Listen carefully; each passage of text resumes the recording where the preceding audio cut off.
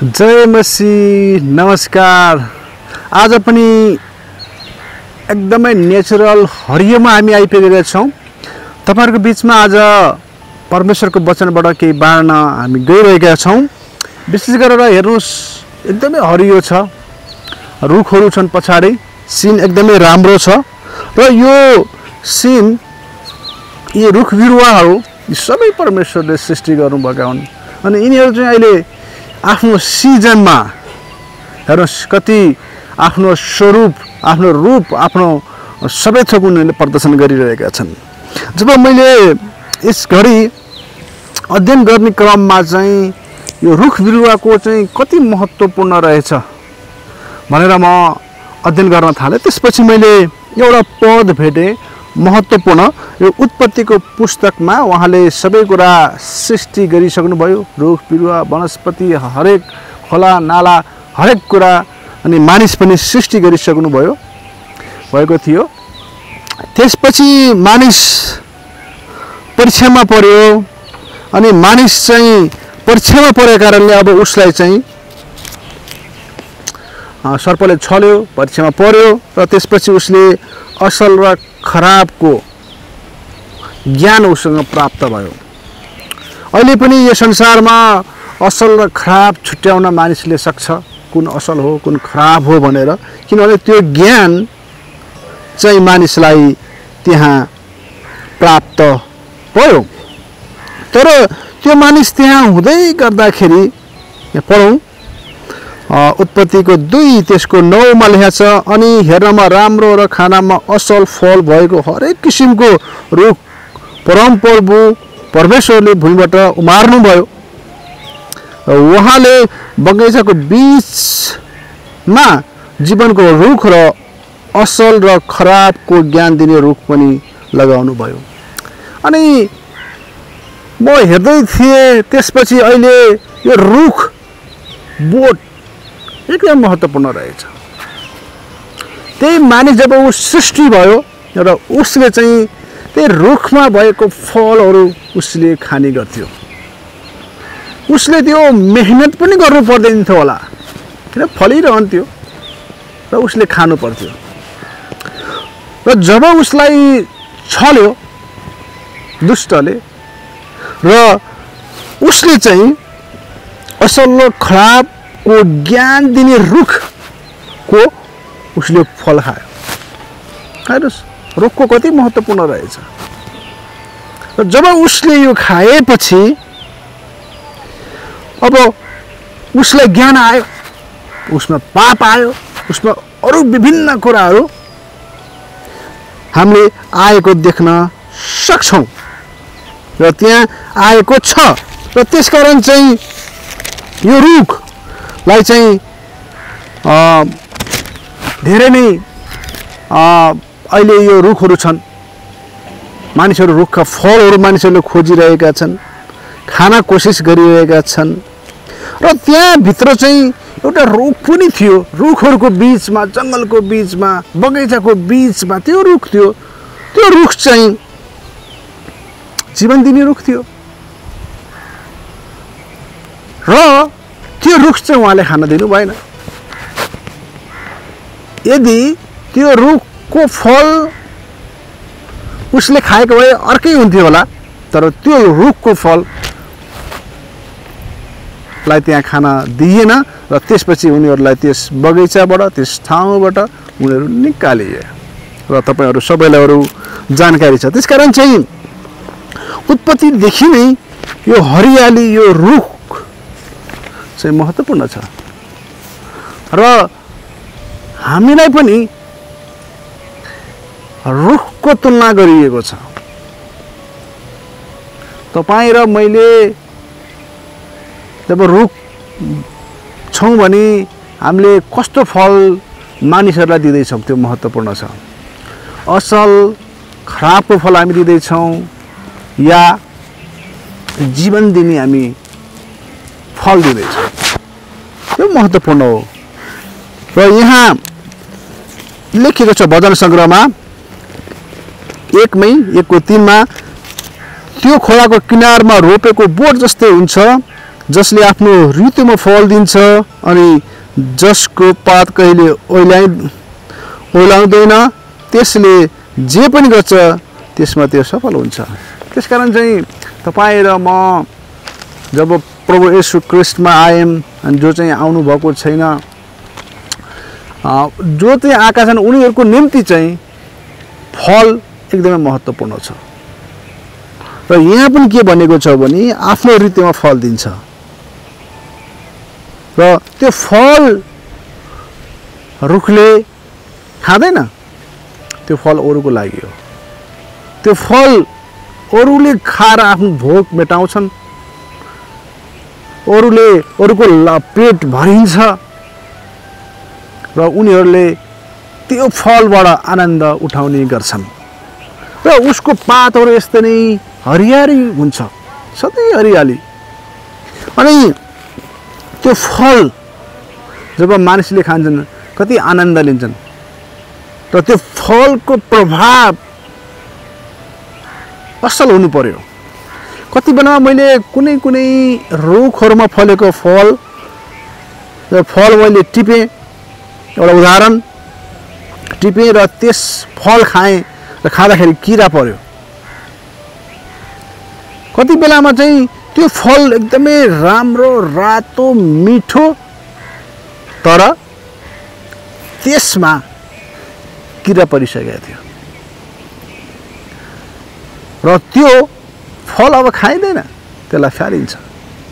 विशेष गरेर तपाईँहरूलाई थाहा छ आलु बाख्रामा त्यो रुख हुन्छ एउटा सानो फल, त्यो फलमा धेरै नै किरा लाग्छ। खै के कारण लाग्छ त्यो थाहा छैन मलाई। त्यो किराले चाहिँ र त्यो सबै झर्छ र कुहिएर जान्छ। र कुनै आलु बाख्रा चाहिँ एकदमै राम्रो, खानामा स्वादिष्ट पनि हुन्छ। त्यसकारण रुखमा भएको फल महत्त्वपूर्ण हो। त्यो फल असल हुनु पर्यो। त्यो फल मान्छेले खाँदा चाख्दा त्यो फलले चाहिँ राम्रो प्रभाव दिनु पर्यो। तपाईँ र मैले पनि समुदायमा, आफ्नो जीवनमा, परिवारमा असल प्रकारको प्रभाव हामीले छोड्नुपर्छ। अनि रुखहरूले यदि फल सधैँ नै कुहिएको दियो भने त्यो रुखलाई के गरिन्छ? अब त्यसको फल दिँदैन भने त्यसलाई काटिन्छ। त्यहाँको किसानले, त्यसलाई हेर्ने मानिसले त्यो फल, यो रुखले फल दिएन, काटेर त्यसलाई आगो बालिन्छ, अरू विभिन्न काममा प्रयोग गरिन्छ। त्यसकारण चाहिँ तपाईँ र मेरो जीवनमा फलको महत्त्व धेरै नै छ। मैले हिजोको एउटा वचनमा भनेको थिएँ, बाइबलले भन्दछ यूहन्नाको पुस्तकमा, अनि तिमीहरू ममा रह्यो र म तिमीहरू रह्यो भने तिमीहरूले फल फलाउँदैछौ। र फल जब फल्छन् त्यहाँ तल लेखेको छ र अरूहरूले देख्ने छन्, फल फलेको देख्ने छन् र परमेश्वर पितालाई महिमा गर्नेछन्। र तपाईँ र मलाई चाहिँ मानिसहरूले फलबाट चिन्नुपर्छ। तपाईँ कस्तो फल फलाउने व्यक्ति हुनुहुन्छ र फलले तपाईँलाई मानिसले मूल्याङ्कन गर्छन्। तपाईँ लटरम्मै फल हुनुपर्छ भन्ने पनि छैन, वा तपाईँको फल एउटा पनि हुनसक्छ, वा हजारौँ सयौँ पनि हुनसक्छ, वा आफ्नो तपाईँको अनुसार। तर त्यो फलको प्रभाव, त्यो फल खाँदाखेरि मानिसलाई असल महसुस गर्नुपर्छ। अनि हामीलाई थाहा छ, अनि फलको विषयमा हेर्दै जाँदाखेरि जब त्यो रुखले चाहिँ फल फल्छ अनि मानिसहरूलाई त्यो पुर्याइन्छ, मानिसहरूले खान्छन्, त्योभन्दा पनि महत्त्वपूर्ण हाम्रो चाहिँ पवित्र आत्माको फलहरू हामी हेर्नेछौँ। तपाईँ हामी सबैलाई थाहा छ हाम्रो जीवनमा पवित्र आत्माको फलहरू छ कि छैन, त्यो पनि महत्त्वपूर्ण हो। हामी रुखको कुरा गरिरहेका छौँ, अनि यो रुख त एकै ठाउँमा रहन्छ, तर हामी चाहिँ हिँड्ने रुखहरू, हिँड्दै फल फलाउने रुखहरू हौँ। अनि हाम्रा जीवनमा पवित्र आत्माका फलहरू ती हामीले फलाउनु पर्छ। त्यो फलले नै तपाईँ र मलाई मानिसहरूले चिन्छन् र खान्छन्, सम्बन्धमा आउँछन् र उनीहरूले परमेश्वर पितालाई महिमा गर्छन्, परमेश्वर पितालाई आदर प्रशंसा गर्छन्। त्यसकारण पवित्र आत्माका फलहरू तपाईँलाई थाहा छ, प्रेम, शान्ति, आनन्द, धैर्य, नम्रता, संयम, यी विभिन्न 9वटा फलहरू छन्। ती फलहरू हाम्रो जीवनमा फलाउने हामीले कोसिस गर्नुपर्छ। र प्रेम, कहिलेकाहीँ मानिसहरूको प्रेम भन्दै गर्दाखेरि कति मानिसहरूले चाहिँ झुटो प्रेम, होइन, एकदमै खोटपूर्ण प्रेम, निष्कलङ्क प्रेम नभएको देखिन्छ। तर फल त फलायो, तर त्यो प्रेमको फल चाहिँ कुहिएको छ। त्यो प्रेमको फल चाहिँ मानिसहरूले मन पराउँदैनन्। कति बेलामा हामी त्यस्ता पनि हुन सक्छौँ। त्यसकारण हामी चाहिँ सही असल फल र फलको गुण भएको फल, किरा नलागेको फल फलाउने हामी रुख हुनुपर्छ। पवित्र आत्माको फल फलाउने हामी हुनुपर्छ। यो प्रक्रियामा जानुपर्छ। एउटा रुखलाई हुनलाई धेरै समय लाग्छ र फल फल्नलाई धेरै त्यसले प्रक्रिया पार गर्नुपर्छ। जब ऊ बिउबाट चाहिँ उम्रिन्छ, सानो हुन्छ, उसलाई धेरै जोखिम छ। त्यहाँ हुरी आएर त्यसलाई उखाल्न सक्छ, पानीले धेरै आए पनि डुबेर मर्न सक्छ, वा प्रकाश आएर धेरै प्रकाश आयो भने त्यो ले पनि त्यसलाई असर पार्न सक्छ। साथसाथै विभिन्न किसिमका किराहरू आउँछन्, ती किराहरूले पनि उसलाई असर गर्न सक्छन्। कुनै त माटो मुनि भएको किराले त्यसको जरा खाइदिन सक्छ र त्यसलाई गोडमेल चाहिन्छ, त्यसलाई चाहिँ मलजल चाहिन्छ। अनि जब त्यो पुरै रूपमा चाहिँ मलजल भएपछि त्यो प्रकारले चाहिँ ऊ बढ्छ र बढेपछि उसले बिस्तारै हुर्किँदै जान्छ अनि एक उसमा पुगेपछि ऊ ठुलो हुन्छ र त्यसपछि त्यसमा पालुवा आउँछ र उसले फल फलाउन थाल्छ आफ्नो सिजनमा।